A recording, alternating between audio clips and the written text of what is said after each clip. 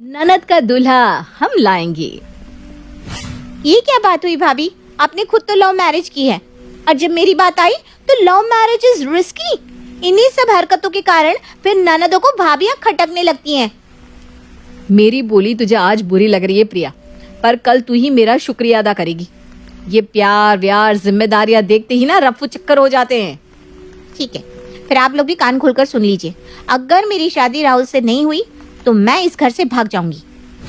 सवेरे सवेरे जब घर की बेटी घर से भागने की बात करे, आप समझ ही सकते हैं कि घर वालों पर क्या बीतेगी। पर क्या कारण था जो प्रिया इतनी परेशान हो गई थी और ये कहने पर मजबूर हो गई थी। प्रिया अपने परिवार में अपने मम्मी पापा बड़े भाई और भाभी के साथ रहती थी। प्रिया के भाई की अभी अभी शादी हुई थी। चलो निकालो 2000 का गुलाबी नोट भैया। क्यों भाई, अभी तो शादी में इतना खर्चा हुआ है, अब एक पत्ती तेरे भी हाथ में रख दूं? कितना तो ले लिया था तूने शादी में मुझसे। दिखा दिया ना आपने। शादी के पहले तो कैसे मेरे आगे पीछे डोलती थी। प्रिया और शिल्पा बहुत अच्छी है, एक बार मिल तो लो। और जैसे सारी मेहनत करके मैंने शादी करवा दी तो 2000 भी भारी पड़ गया भैया। गलती तेरी ही है प्रिया। 2000 क्यों, सोने के झुमके मांग। तू तो मेरी प्यारी बहना है ना। अभी देख तेरी भाभी आई है, अब रोज उसकी फरमाइशें पूरी करूंगा, फिर बचेगा क्या कुछ मेरे पास। देख ये है 11 रुपये, तेरी फरमाइशें पूरा करेगा तेरा पति। बात तो ठीक कही बेटा तूने, ज्यादा छोटी भी नहीं है प्रिया, तुझसे साल भर की छोटी होगी है। साल भर की कहाँ संतोष की माँ। संतोष तो दुर्गा पूजा के समय में हुआ था। याद है जब दुर्गा जी की मूर्ति का विसर्जन हो रहा था और आपको दर्द उठाया था, कैसे मैं आपको लेकर भागा था डॉक्टर के पास। और जब प्रिया हो रही थी तो बहुत जोरों की बारिश हो रही थी, सिम्मी सिम्मी ठंड भी आ गई थी। तो सितंबर का वक्त होगा वो। मेरे हिसाब से तो साल भर से भी कम का फर्क होना चाहिए दोनों में। आप भी ना क्या बही खाता लेकर बैठ गए। हिसाब उस चीज का नहीं कर रही हूँ मैं। उम्र तो हो गई है ना लड़की की, बेटे की तो शादी कर दी है। धीरे धीरे प्रिया के लिए भी लड़के देखना शुरू कर दीजिए। अभी देखना शुरू करेंगे तब तो साल 2 साल में कोई ढंग का लड़का समझ में आएगा। ये सुनते ही शर्माती हुई प्रिया अपने कमरे में चली जाती है और सीधा राहुल को फोन लगाती है। वो वक्त आ गया राहुल जिसका हमें इंतजार था। मेरे घर वाले मेरी शादी करने का सोच रहे हैं। तुम तो जानते हो कि मेरे भैया और मुझ में बस 10 महीने का फर्क है। मैं तो खुद इसी दिन का इंतजार कर रहा था। तो बताओ किस दिन आऊं अपने परिवार वालों को लेकर तुम्हारे घर। कहो तो अभी आ जाओ। अरे तुम भी क्या घोड़ी चढ़ने को तैयार बैठे रहते हो। इतनी हड़बड़ी नहीं करनी। पहले मैं घर में सबको बता तो दूं कि मेरी लाइफ में ऑलरेडी कोई है। प्रॉब्लम तो नहीं होनी चाहिए क्योंकि भैया ने तो पहले ही लव मैरिज कर ली है, वो भी इंटरकास्ट। एटलीस्ट तुम मेरी कास्ट के तो हो। 1-2 दिन गुजरने दो, मैं बात करती हूँ घर पर। इसी तरह 2-4 दिन गुजर जाते हैं। पर आप तो जानती ही हैं कि एक बार अगर लड़की की शादी की उम्र हो गई फिर जहाँ सब साथ बैठे तो पहले ही टॉपिक वही निकलता है। रात को खाने के टेबल पर सभी एक साथ खाना खा रहे थे, तभी शिल्पा कहती है, कैसे मुरझा गया है बेचारी हमारी प्रिया का चेहरा। उस वक्त शादी की बात शुरू तो की सबने, पर आगे नहीं बढ़ाई। ऐसे आराम से धीरे धीरे काम करने से नहीं चलेगा। जल्द से जल्द लड़के देखना शुरू करो। अरे हाँ शिल्पा, मेरे भी ध्यान से निकल गया था। आपकी नज़र में कोई है क्या पापा? पहले तो एक काम कर प्रिया, अपनी अच्छी सी फोटो निकाल कर हमें दे दे और एक बायोडेटा बना ले तो सही रहेगा। अरे आप साफ साफ बोलिए ना, वरना प्रिया आज की लड़की है, कहीं उसने हॉट पैंट में फोटो भेज दी तो होती हुई शादी भी कट जाएगी। मैं तुम्हें एक अच्छी सी साड़ी निकाल कर देती हूँ शिल्पा, उसी में फोटो खिंचवाना, वही सही रहेगा। नहीं, सही नहीं रहेगा भाभी। मैं किसी के लिए कभी साड़ी पहनकर, कभी जीन्स पहनकर तो कभी सूट पहनकर फोटो नहीं खिंचवाने वाली।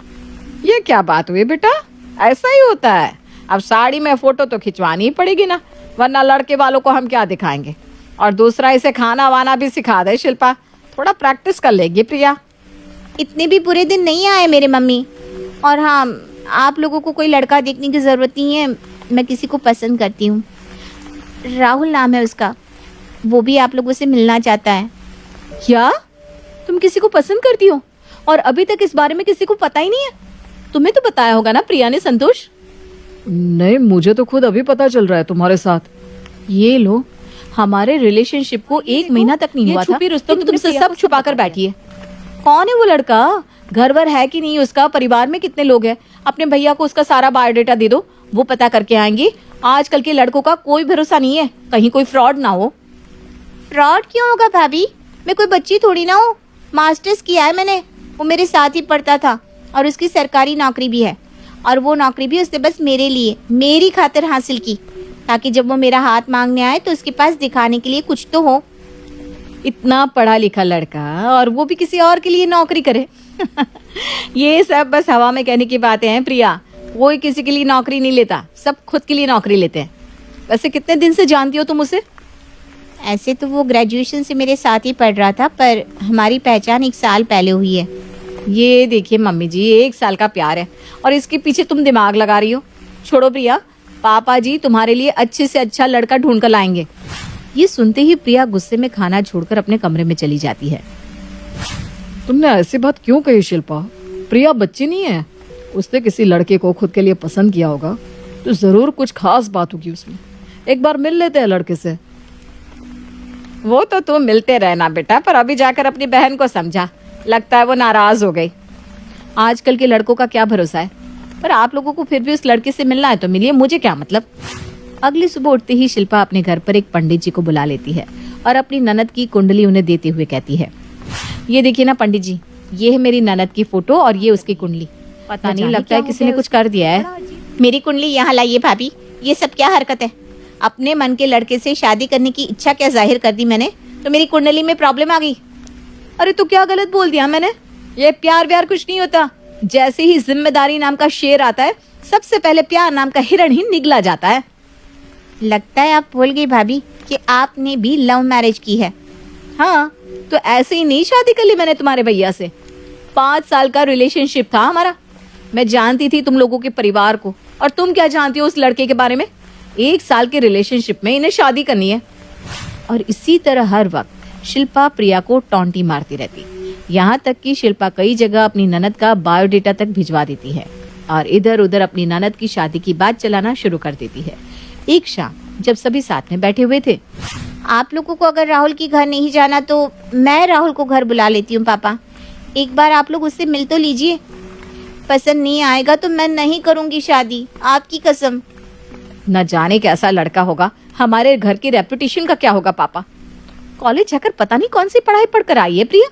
जरूर उस लड़के ने कुछ कर दिया है प्रिया पर। मेरी बोली आज तुम्हें बुरी लग रही है प्रिया, पर कल तू ही मेरा शुक्रिया अदा करेगी। इसलिए इस लड़के का चैप्टर बंद करो और मैंने एक करोड़पति घर के लड़के का रिश्ता ढूंढा है तुम्हारे लिए। वो कल तुम्हें देखने आ रहे हैं, उससे मिल लो। ठीक है, फिर आप लोग भी कान खोलकर सुन लीजिए। अगर मेरी शादी राहुल से नहीं हुई तो मैं इस घर से भाग जाऊंगी। अगली सुबह उठते ही प्रिया राहुल को लगातार कॉल लगा, और फिर the number you are trying to call is currently busy. आज मैं और राहुल भागकर शादी करने वाले थे और राहुल ने नंबर ही ऑफ कर दिया। मतलब भाभी सही थी। नहीं, कोई बात तो होगी। प्रिया को कुछ समझ में नहीं आता। वो अपने कमरे में जाकर फूट फूट कर रोने लगती है। मैं क्या करूं, किसके पास जाऊं? भैया, हाँ भैया को सब बताऊंगी, वो मेरी मदद जरूर करेंगे। और रोती हुई प्रिया जैसे ही भागते हुए हॉल में जाती है तो क्या देखती है, राहुल अपने माता पिता के साथ हॉल में बैठा था। लीजिए राहुल जी, आ गई आपकी होने वाली बीवी। राहुल, तुम यहाँ ये सब? तुझे क्या लगा मैं तेरी शादी के अगेंस्ट हूँ? नहीं, बिल्कुल नहीं। मैं तो तुम्हारी परीक्षा कर रही थी कि तुम अपने प्यार के लिए कब तक लड़ सकती हो, और तुम लड़ी, बिल्कुल पीछे नहीं हटी। तब मुझे समझ में आ गया कि तुम्हारा प्यार सच्चा है। राहुल से ज्यादा तुम्हें कोई चाह भी नहीं सकता प्रिया, और प्रिया से ज्यादा आपको और कोई नहीं चाहेगा राहुल जी। तो अब आप रोना बंद कर दीजिए प्रिया जी और जाकर कपड़े बदल कर आइए। अभी ही तुम दोनों की सगाई कर देते हैं। और कुछ इस तरह प्रिया को मिल जाता है राहुल और इस कहानी की हो जाती है हैप्पी एंडिंग।